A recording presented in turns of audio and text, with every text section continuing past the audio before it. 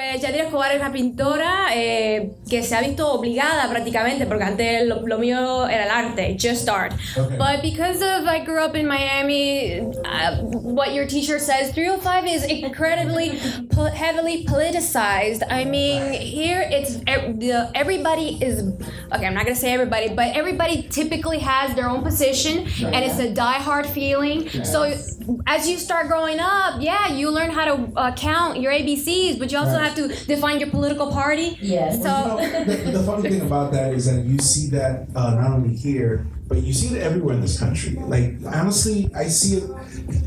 The first time I ever saw it in a Latin country was with her family, and how involved they are and proactive they are about politics. And I just think you got censored. Okay. So that was the first time I got really exposed to it in Latin America, but here in the United States, especially the right wing, they're very vocal. They're very, they're very. I don't know what it is about the right wing that they have like this like rottenness inside, but the ability to actually go out there and let it be known. And that's the left doesn't have that. The left isn't that proactive with their with the good things that they can do, Yeah, I mean, like, take the 90s event that Nelson Mandela, the great leader that fought against the apartheid in South Africa, he wanted to come here. You know what our politicians did back then? They didn't want him.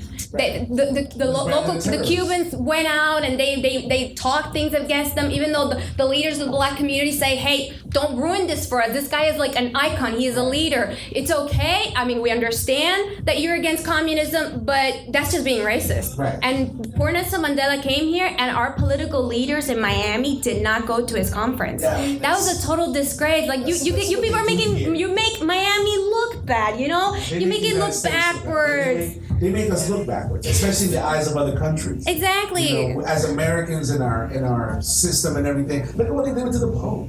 Mm-hmm. Look at what the letter that they sent to Iran, the 42 congressmen.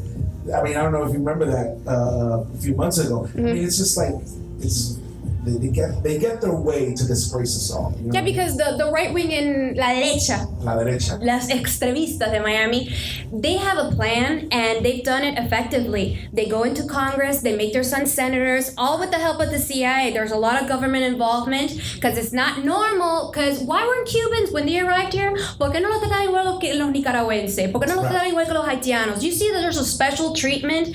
And back in the day, back in the 60s, all the time. Back in the 60s, if you were middle class Cuban, you probably had some way, one way or another, you were involved. Okay. So we're dealing with, I mean, Miami is a very artificial city. We love it. We can't get away from it, but it does have that problem, and it's really hard.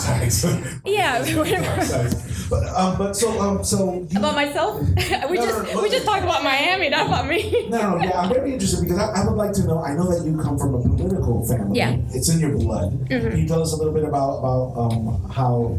I mean, I don't want to put him on the spot. I know he's here, but how your father got you involved in politics and his life. Because my family, very involved in the Cuba process and all. And the reason that we came here as a small family, as political refugees, was because my dad was a reformist. He had socialist ideas, but he didn't believe in that really Stalin-like communist thing. I mean, you got to open up. You got to give the market its space. You got to let people do their own business. You can't have the shoe shine boy work for the state. Those things don't work. So because we were a reformist family, we met some political opposition in Cuba, and he got landed in jail. Right. And so we came to the United States. Die, right? Yes, paredón, right. Fusilamiento. I mean, if that would have happened, I wouldn't have existed. Of course, And so your father was obviously put in jail because he was not. Because he did a group. Right, he did a group, and he had some young people Castro. back in there. But how about before that? Uh-huh. Before Castro came in, was your father pro-Castro? No, because my dad's not that old. I mean, you know, yes. See, the thing is He was that born into the system? he is what they call hijo de la revolución. Okay. Because he was born in the 60s. My grandfather, he used to do urban terrorism back then. Back then, if you fought for, you did terrorism for an ideal, it was okay. So he fought. Was with revolutionary ideas. Yes. Batista, yes. My grandfather was against Batista, and that's one of the reasons why Miami has its early problems, because a lot of those old Batistianos, they came in here with their old tricks. The first ones that came in, right? The first ones, the elite of Cuba, los Batistianos, they came in here and they brought that dirty money and all of their connections. I mean, back in the 60s, they used to have banks, Cuban banks, and they used to loan money to only people that they knew in Cuba. So we're talking about, I mean, that just gotta be illegal somehow in the United States. I mean, you know, the thing about the United States is that they have that legal corruption going on. You know what I mean? That's the biggest crooks are not the drug dealers in the street. It's the man in Washington with the little corbata. Sure. You know. Los países latinos, los países de nosotros, la corrupción tiene otra cara, es más de frente, es una situación más descarada, claro. Pero aquí en Estados Unidos la corrupción es legal. Es legítima en papel. Controlan las cortes. Y es legítima, sí, claro, y es legítima en su práctica. Entonces no hay una manera como en Colombia de decir como en Brasil, que últimamente pues se levantaron y se dijeron que no pagas. ¿Sí me entiendes? Pero aquí en Estados Unidos no hay algo así donde se puede decir, pues, se están robando el dinero. Siempre hay una forma de hacerlo legalmente. Y en Latinoamérica es como, ¿y? Okay, and what's your point? The sky is blue. You know what I'm saying? But here it's different. Here they call it contributions. Here it's another thing. You know. So how do you get involved in wanting to be active? An activist, basically. How do you get involved? I got involved because after being exiliada for all my life, after 15 years, we decided to go to Cuba with the risk of my dad being arrested. You were 15. No, I was 20. Okay.